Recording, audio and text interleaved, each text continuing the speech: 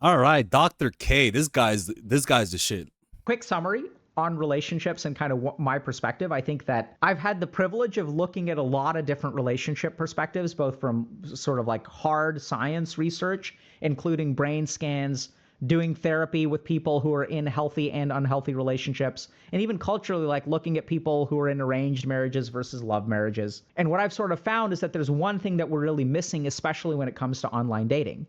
And that's this idea that, like, whether I'm happy in a relationship or not does not just depend on whether my partner checks the boxes. It depends on my own flexibility and my own willingness to be happy in spite of not getting what I want. And the more that we move towards online dating and an overabundance of choice, the more we have this idea that, okay, if I find the perfect person, if they check all the boxes, then I will be happy. And That's my mistake. And that comes from an ambitious mindset. I'm really ambitious. And sometimes that also translates into my relationships where I want unrealistic things. And and it's almost like you gotta pause your natural tendencies when it comes to other human beings because they're not like a job that you could just change like that. You can't change people, and I feel like I made that mistake. we assume that getting what we want is what makes us happy, whereas I'm not so sure that that's the case. For the record, I'm not saying that arranged marriage is superior to love marriage or that love marriage is superior to arranged marriage or that there aren't arranged marriages that end very, very terribly. What I'm talking about is for all kinds of long-term relationships that I've seen, what floats to the surface in terms of determining whether that relationship is successful or not. And I think the biggest thing that we tend to miss is that we think that the success of our relationships depend on the other person. But a lot of the success of our relationships depend on us and how much we're willing to grow, how much we're willing to sacrifice, how much we're willing to put our partner ahead of ourselves. This is why I like this guy, man. This guy hits you. He hits you. He in ways that I can't even hit anyone like that. Like he hits you at the core, man. Like it's making me pause and just think about myself and just say, "Damn, Delexis, like it's true, man. My perfection is my desire for the perfect woman has led me to to to to disconnect from actually connecting with an actual woman. You know, like I treat them like I treat any goal of mine, and that is that's sexist. I mean, that is objectifying women. And by the way, you motherfuckers do the same shit. Don't even look at me now. Yeah, like, oh my god, follow Alex. He's finally realizing who he is. Nah, okay. But this is, and the funny thing is that this disconnection causes them to fall in love with me because they feel like I'm pushing them away. There's a certain attractiveness that your trauma produces. It produces an aura of like sad, like an aura of sadness that makes people want to rescue you, and people fall in love because of that. Like more people will fall in love with you when you are imperfect, but you will be less receptive to them. Once you heal, less people fall in love, but you're open to the ones that are truly there for you, right? And I think that's true. I really do think that's true. And I think a lot of people, when they get to the healthy side, they'll struggle with the fact that they're not getting constant validation, because the toxicity attracts a lot of validation. And the healthiest relationships, the longest lasting relationships are the ones where I prioritize my partner and my partner prioritizes me. Yeah, as Focus is saying, be flexible to succeed. Questions?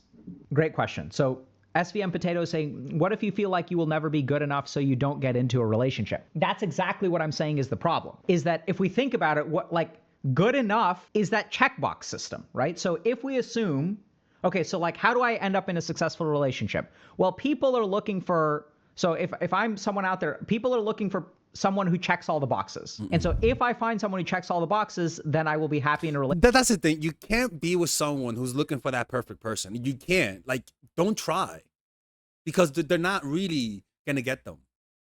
They're not. The only ones that are gonna get are those who keep them at a long enough distance for them to create the illusion that they are, who they think they are, and fall in love with them. But in reality, they're not really falling in love with them because that person will walk away and they'll be left with a phantom with no body. Meaning the other person, like wait, there's I can feel them, but they're not there no more. So they just fall in love with a phantom. you know? And I've done that. I've fallen in love with a phantom, and falling in love with a phantom will cause you to not see the good ones that are in front of you because you're just stuck in the past.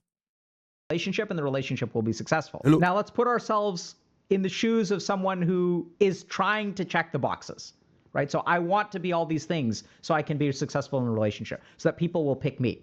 My whole point is that people who are successful in relationships don't necessarily have to check the boxes when we start out. And that becoming a good partner is not something that, it's not like you're a finished product. It's not like you get made in the factory and then shipped out to be purchased as the perfect partner, right? And so like, if you're like, oh, I'm not great, like I don't have a job, I don't, like maybe I'm short, like maybe I'm not as physically attractive, maybe I'm a little bit out of shape, maybe I have an addiction that I'm dealing with, or some kind of depression, or maybe like, there's What's funny is that these things don't push people away. Actually, you're gonna attract the rescuers, right? So it's crazy how our flaws to other people become attractive because it becomes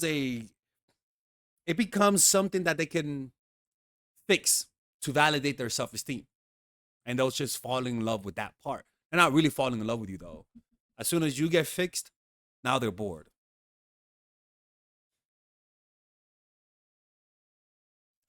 People fall in love for weird reasons, man. something about me that's off. So I'm not a perfect product. And this is the whole thing, is that in dating, we think about people as finished products, right? I'm going to select this person to be my mate, and they have to check all the boxes. It's like going into a store and picking up a product that has been, play tested and calibrated and refined. But that's not what human relationships are. I don't think you need to be perfect to start a relationship. In fact, I think it's that kind of thinking that screws people on both sides, because I'm expecting perfection from my partner. I'm looking for someone who's emotionally available, financially stable, clean, has their own house, drives their own car, is financially independent. We already said that one once. Is good looking, knows how to groom themselves, is self-sufficient, can do their laundry, can cook, doesn't use any drugs, or uses the same level of drugs that I do, but doesn't use any more, is religious, is not religious. So we're expecting perfection from our partners. And on the flip side, we have people who are like, I'm not perfect yet. What do I do? Yeah. Sorry about that. Yeah. It's really, when you don't know yourself, you'll gravitate towards fantasy, when you don't know yourself, when you don't know that you are imperfect, when you don't know that, when you think that, that you're not, that you are a perfect or that, how can I say this? When you don't know yourself, you're going to start to want a fantasy, because once you know yourself, I swear to God, once you know that you're not perfect, once you know that anything bad can happen, you could be good today and tomorrow you could be completely debilitated, that one day you're going to die. Once you understand those realistic things about life, like, you'll start to expect that from other people. A lack of self-awareness will cause you to have unrealistic standards for other people. And lack of self-awareness comes from sudden success, sudden failure, bad childhood, drug addictions, grandiosity, narcissism. All of those things, extremes, causes a lack of self-awareness. A lot of pain causes a lack of self-awareness. And so, for example, if you're in so much pain and you can't make yourself happy, you're looking for someone to make you happy, right? And so now you meet someone and they kind of look like that thing that you've been looking for. And now you project other things because you're just so unhappy that the sight of finding what you want releases so much excitement that it blinds you. You get what I'm trying to say? And so people fall in love with intense emotions rather than the real person. Acknowledge that, like, when I started dating my girlfriend, like, I had no job, no money, no net worth, shitty GPA, was planning on becoming a monk. Like, I had like 5 red flags. All I had going for me was a good set of hair. And so, like, that's my point, is that when you care about someone and when your brain gets muddy up here, you start disinhibiting certain parts of your brain. You start inhibiting the more calculating parts. And then you work towards it, right? You say, okay, so like, you're unemployed and, you've got a crappy GPA. So like, let me help you try to build your life. And so if your life isn't entirely together, you work towards it. I make one comment about hair and chat goes wild. Okay, someone's asking, what do you think about getting back together with your ex? So here's what I'd say, not knowing anything about the situation. Let's talk about exes for a second. You should only get back together with your ex if both of you are committed to working on the problems that made you exes. It's not about them having changed or you having changed. Both of y'all have to be committed to fix whatever crap caused y'all to break up in the first place. And if people are committed to that change, then it's not a bad idea, knowing nothing else about the situation. But if people aren't committed to that change, then you're in trouble. Ami the pleb or Amy the pleb is saying, what if you feel like you don't have the capacity to help the other party? Then I don't think you're ready for a relationship, right? So the thing about a relationship is that, remember that it's on equal footing. So let's talk about another relationship that is problematic. So sometimes we have a relationship between a broken person and a whole person. One person who's got their crap together, another person who doesn't have their crap together. So these relationships can start out very lopsided, right? Because one person is doing the caring of, and one person is being cared for. And that can be okay for some amount of time. So like those, I've seen those relationships actually work out, but the goal there is that, both people have to be invested in trying to take care of each other and trying to support each other and trying to help each other grow. But you may be asking, but if I'm the busted one, how do I help my partner grow if they have all their crap together? Well, you help your partner grow and you support them by investing heavily in yourself so that they don't have to carry all the time, right? Like it's in recognizing that, okay, the thing that I can do the most for my partner right now is in taking care of myself and getting myself into such a place where they don't have to take care of me. And that's really how people fall in love. This is what he's talking about is genuine love. Think about that. Like your consideration to improve yourself, to help your partner makes you fall in love with them more. Like it truly does. And personally, when I hear this, it's so distant from for who I am. I don't think that way, you know.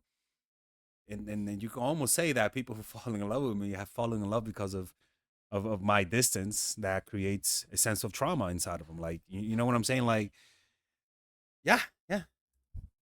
Where I can start taking care of them. And that's the whole point behind a relationship, is that y'all share the load. And so if you're not carrying your part, the best thing you can do to help your partner is to start carrying your fair share and really focus on yourself. And I think that works out great. Now, this person said, I recognize I actually kind of reversed what I was saying, but they were sort of saying, like, what if I can't take care of someone? So I would be super careful, because if you're not in that situation where you really can't take care of yourself, you could be setting yourself up for one of the many other lopsided situations that don't end well. So we shared the side that goes well, but here's what can happen a lot of time. One thing that happens is that the relationship becomes dependent, where one person is always doing the lifting and one person is always doing the receiving. Then we feel love, right?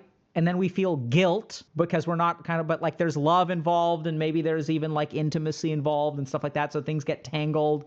And then we get into complacency of dependence, which is very, very common. My partner never does the laundry, never does the sheets, never cleans the house, and I just do everything for them. Or my partner doesn't get a job, is home all day, is depressed, and I support them. We can fall into this like dependency relationship very, very rapidly. And then sometimes, why don't people leave those relationships? Well, it's because, I don't know if you'll get this, but people are afraid of being alone, right? Sometimes we're in a relationship with someone who's very dependent on us, and we think that like if we don't want to give up on love, we don't want to be a bad person, we don't want to abandon them. And by the way, if we abandon them, am I ever going to find anyone? So there are all kinds of problems that end up with when we've got this kind of like imbalanced relationship. Yeah, yeah. It's crazy how people fall in love with the drama, with the incompatibility, with the attempt to make this work. They get addicted to that up and down. They don't really fall in love with the person, you know. Anyways, man, look, man. If you guys want to learn how to make people fall in love, well, we have courses for you. Not even courses, people. We have Patreon, ladies and gentlemen. Yeah, that's right. For $5 a month, you guys are able to ask me any questions that you guys want. And also you guys can watch the videos that we post here. Tomorrow, we're going to be uploading a video, which is how to appear dangerous. It's a strategy to sort of deter people from disrespecting you and increase your aura. Before that, we posted a video when you push them away, they start chasing, the art of seduction breakdown. Do this when they're falling in love and when they're falling out of love.